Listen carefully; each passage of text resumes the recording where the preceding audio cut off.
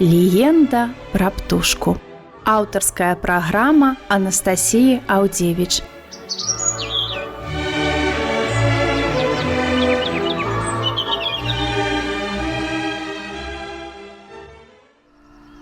Хвала Христу, паважаныя слухачы і гледачы YouTube канала Радыё Марыя. Христос уваскрос, сапраўды уваскрос. І сёння у меня для вас вельмі цікавая гісторыя, вельмі цікавыя легенды, якія датычацца менавіта васкрасення. І птушка гэта вельмі легендарная, бо сапраўды жыве яна толькі ў легендах. Гэта птушка Фенікс. Магчыма, хтосьці ўжо адразу ж і здагадаўся. І сапраўды гэтая птушка, яна была аднім з сімвалам хрысціянства ў першае стагоддзе асабліва.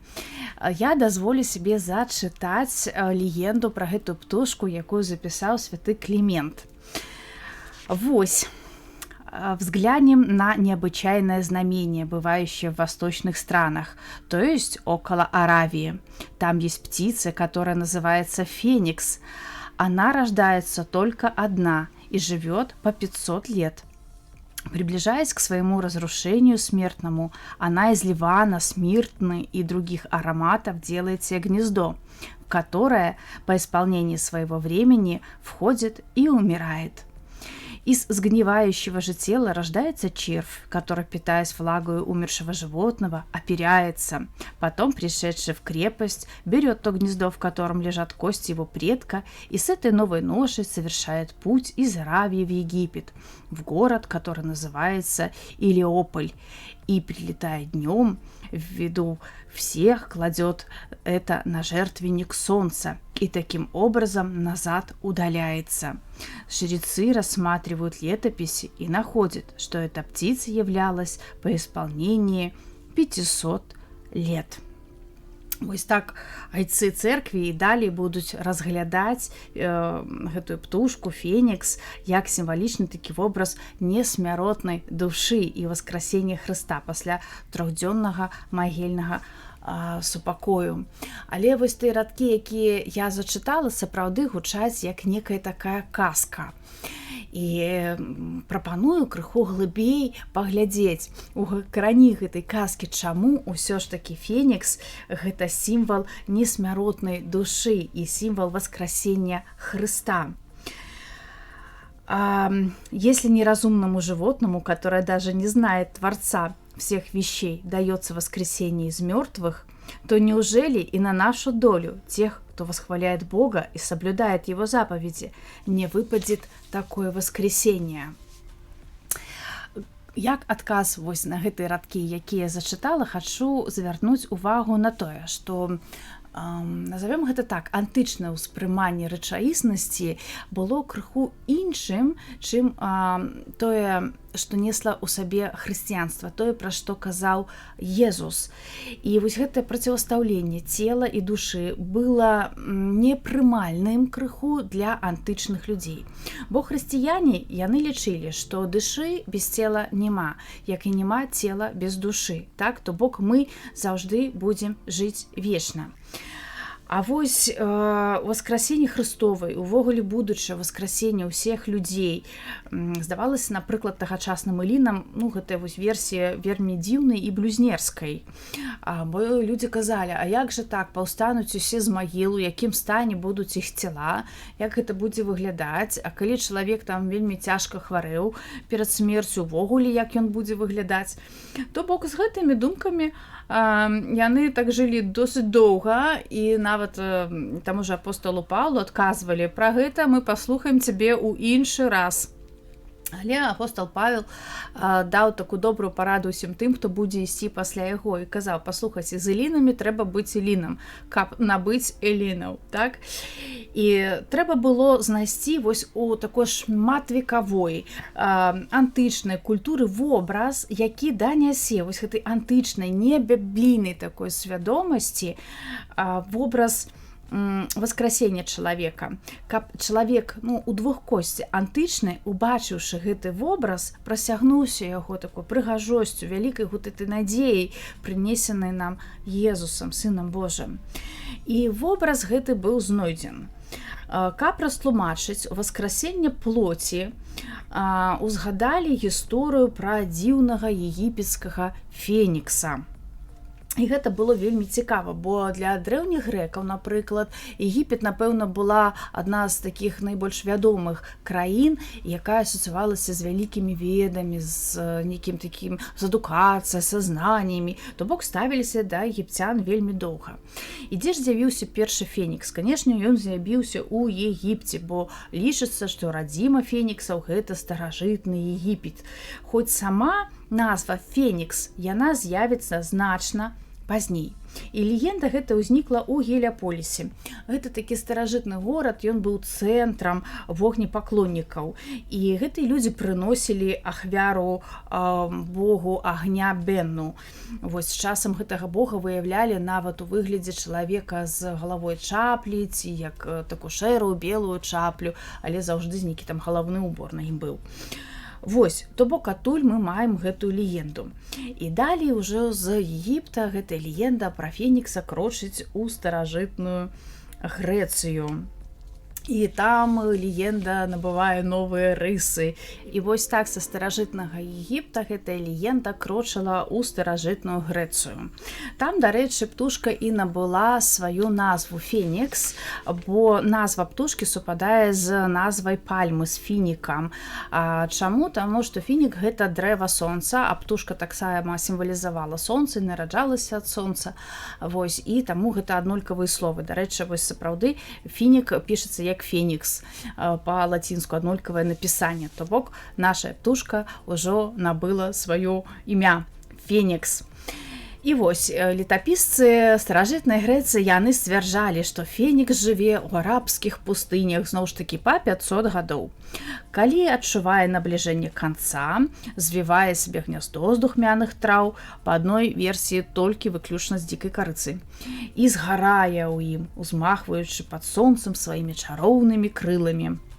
Што характэрна, ён пры гэтым спяваў сваю пахавальную песню, такую выдатную, прыгожую, але вельмі сумную, і все тыя, хто пачуў гэтую песню, падалі як нежывыя. Але праходзіць роўна 3 дні, і з гэтага попелу адраджаецца новы фенікс, і які будзе зноў жыць гадоў пад 500. І ў знак павагі да свайго папярэдніка навароджаны фенікс, ён адносіць рэшткі вось гэтага згарэлага фенікса на алтар сонца ў горад Геліяполіс. Вот такая старажытная грэцкая легенда, і далей яна пускае корні ў хрысціянства. Вось такая цікавостачка.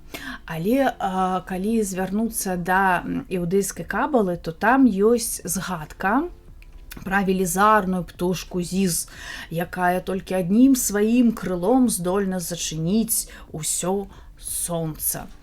Вось такая вось цікавостка. І, дарэчы, амаль што да 13 стагоддзя часа можна пабачыць, калі малявалі нейкія карты, то вось адлегласць паміж Егіптам і Аравіяй займала выява вось адной такой велізарнай птушкі фенікс, бо яна была адтуль, ну і суадносна там жыла, і яе вось так малявалі на карце. То бок, дзе гэтая птушка, гэта значыцца там дзесьці Аравія ды Егіпет. Вось такая таксама ёсць цікавостка. Але звернемся яшчэ і ў стары запавет, заглянем туды. Такія апакрыфічныя кнігі Еноха і адкрыцці Варуха вельмі так акуратненько крану гэтую тэму, што там ёсць успаміны пра такую касмічную птушку, якая ляціць напярэдадзе вогненнай калясніцы сонца, і нібыта яна пераймае рысы крылатых херувімаў, якія нясуць вось гэты нябесны трон Бога. І птушка гэта сваімі крыламі засланяе вогненныя прамяні сонца, і яна выступае такую ролю захавацельніцы свету. Вось таксама маем вось такія ўспаміны. У некаторых месцах Бібліі ўвогуле ёсць слова холь. На іврыце названне фенікса перакладаецца як оф-холь. З іврыта оф гэта птушка, а холь гэта песок, прах ды попел. І вось тут таксама можна ўзгадаць такое месца. Канешне, сучасныя перакладчыкі прызнаюць і гэтае такое меркаванне, але яно немножко такое часам лічыцца памылковым. Але калі мы размаўляем пра легендарную птушку, чаму б не пашукаць успаміны пра яе таксама і ў кнігі Йова. 18 стих, 29 глава, каму будзе ўвогуле цікава. Нагадаю, што холь – гэта песок. Дык вось, можна менавіта гэтым словам і перавесці імя птушкі Фенікс, як холь. Так, дарэчы, чыталі самі габрэі, і гэта крыху адлюстравана так у Талмудзе. А вось пры перакладзе на грэцкую, то холь ўжо перакладалі нават як стелехас фенікас. І калі ўзгадаць вось гэтую гульню слоў, тады можна прачытаць у кнізе Йова. «В гнезде моем скончаюсь и умножу дни свои, как фенікс». Вось, і менавіта першыя хрысціяне бачылі менавіта ў гэтым такое ўказанне на ўваскрасенне. Маем і такую цікавостку. Запытайцеся вы, як жа тады людзі ўяўлялі сабе вось гэтую птушку, якое аблічча маў фенікс у легендах. Старажытныя грэкі пры апісанні фенікса часта натхняліся выглядам залатога фазана. А вось у старажытным Рыме мастакі малявалі яго ў выглядзе арла. Сапраўды, рымляне лічылі арлоў птушкамі душы, птушкамі сонца, і верылі, што з пахавальнага вогнішча вось вылятае, калі душа, асабліва імператара, то менавіта гэта такі вогненны арол. І выяву фенікса можна пабачыць на старажытна-рымскіх манетах, якія былі такой сімвалам вечнай рымскай імперыі. Вось, дарэчы, цікава, што сімвал вось гэтай неўміручасці, сімвал вечнасці рымскай імперыі, ён супадаў з феніксам, які выглядаў падобным крыху на арла і чаканіўся на манетах вельмі доўга. І нават быў такі надпіс на гэтых манетах «Свяшчэнная вечнасць». Гэтыя манеты з выявай фенікса у сэнсе таго, што гэта ўжо вечнасць, вечнае жыццё, чаканіліся ўжо дзесьці ў 100-м годзе пасля смерці Езуса, то бок 100-й год нашай эры. Таксама у хрысціянскіх надпісах Рыма, у гэтых рымскіх катакомбах сустракаюцца выявы фенікса, які таксама сімвалізуе ўваскрасенне. І даследаваны гэтыя выявы, яны адносяцца дзесьці ўжо да 300-х гадоў. То бок праз гадоў 200 з манет ужо наш фенікс вельмі так павольна перакрочыў вось як выява хрысціянства сапраўднае.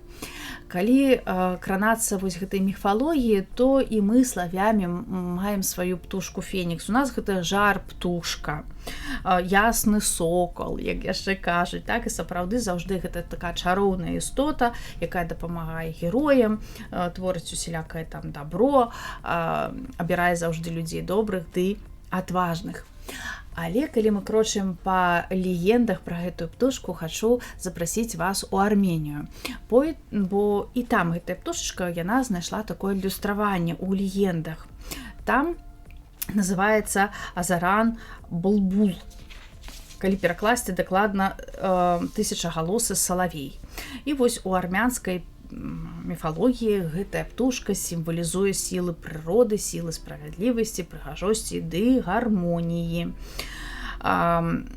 Армянскі фенікс, ён вельмі прыгожы, у яго чароўны голас, заўсёды ён спявае званчэй усіх, і ад яго чароўнага голасу усе істоты, якія былі уже памерлымі, уваскрашаюцца, прасыпаюцца, усе даліны ўздымаюцца буйной расліннасцю, і ўсё гэта пыша жыццём, уваскрашэнне.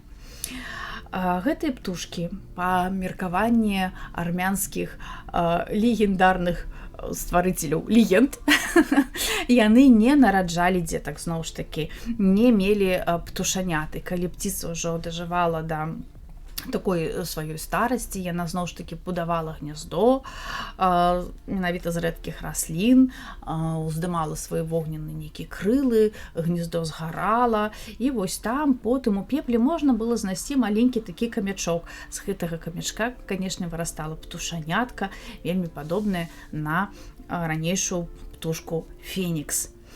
І старажытныя армяне, яны верылі, што калі спявае гэтая птушка, то заўсёды будзе дастатак, шчасце і любоў. А калі гэтую птушку пакрыўдзіць, то яна зляціць. Яна спужаецца і больш ніколі не вернецца, больш ніколі не будзе вясны, квітнеючых далін, і ніякія сілы больш не змогуць яе вярнуць у прадгор'і Арарата. Так, менавіта Арарата, бо птушка гэтая жыла каля гэтай гары.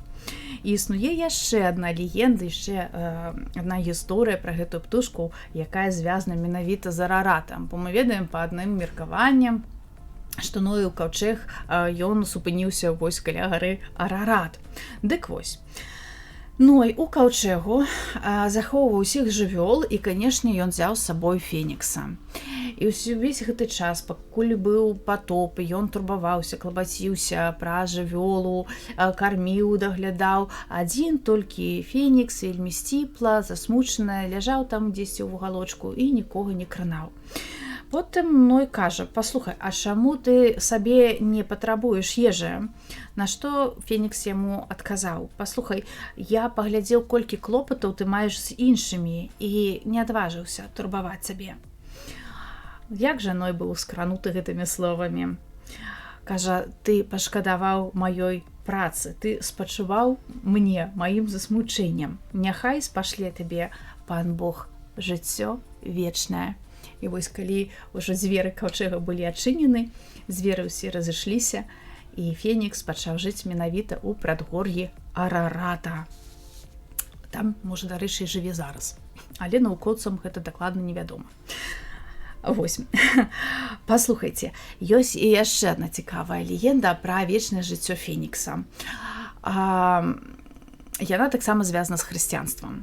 У габрэяў ёсць такая легенда, што падзеі, дарэчы, адбываюцца ў Ган-Эдэне, гэта райскі сад. І вось Хава, яна же Ева, пакарміла плёнам з дрэва пазнання добра і зла не толькі Адама, але ўсіх, каго там змагла знайсці, усіх жывёл, птушак і гэтак далей. Усе паелі гэтых пладоў. І ўсе, канешне, апынуліся ўжо не ў раі, а на зямлі. І вось толькі адзіная істота жывая, якая адмовілася есці гэтай плёны, гэта быў фенікс.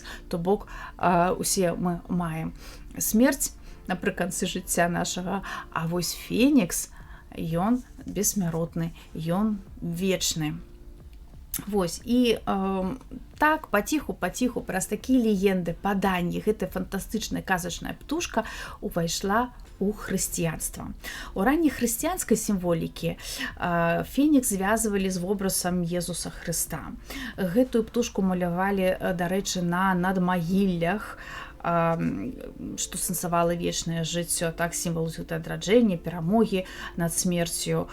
Фенікс вельмі доўга сэнсаваўся з васкрасеннем з мёртвым, з трыумфам вечнага жыцця над смерцю. І далей гэта крыху так яшчэ пайшло крыху ў бок, стаў сімвалізаваць веру і сталасць. І вось у рымскіх катакомбах ёсць сімволіка ранніх хрысціян у выглядзе фенікса. Я ўжо пра гэта казала.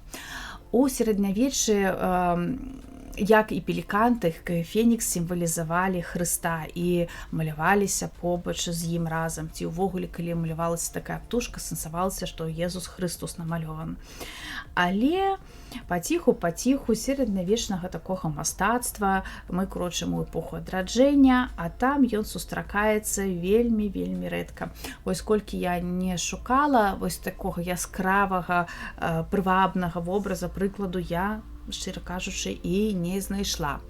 Але у тую ж эпоху адраджэння фенікс захаваўся, калі не на абразах ды выявах пана Езуса, ён захаваўся часта як такое упрыгожванне на кадзіле. Чаму так? Бо ён усхваляе Бога пасярод агню. Так, гэта вогненная птушка. І, канешне же, вось параўноўвалі клубы ладану, калі ён гарыць вось менавіта з хвалой пану Богу. Таму часам на кадзільніцах, на кадзілі люстравалі фенікса. І што ж мы маем, калі ўсё гэта так абагульніць, атрымоўваецца, што гэта міфічная, казачная, самая-самая, што ні на ёсць легендарная птушка непараўнальнай прыгажосці. Жыве яна ці то ў аравійскай пустыні, ці то на гары Арарат. І гэта казачная птушка, якая памірае у выніку прынясення сябе ў ахвяру. Яна застаецца мёртвай 3 дні, а потым паўстае з праху, з попелу. І будучы птушкай-то вогненнай, азначае боскасць улады, азначае высакароднасць і такую адзінасць.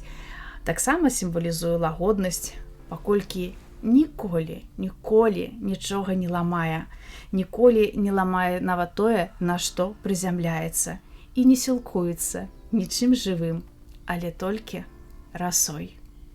Вось на такой ноце будзем мы сёння сканчваць. Вельмі спадзяюся, што гэтая праграма вам спадабаецца. Яна заснавана на шматлікіх легендах і хрысціянскіх, і ўвогуле. І для мяне гэта вялікая цікавостка, колькі добрага, мілага і простага ёсць у гэтых легендах, і як яны датычацца пана Бога. Для вас працавала Анастасія Аўдзевіч. Христос воскрес!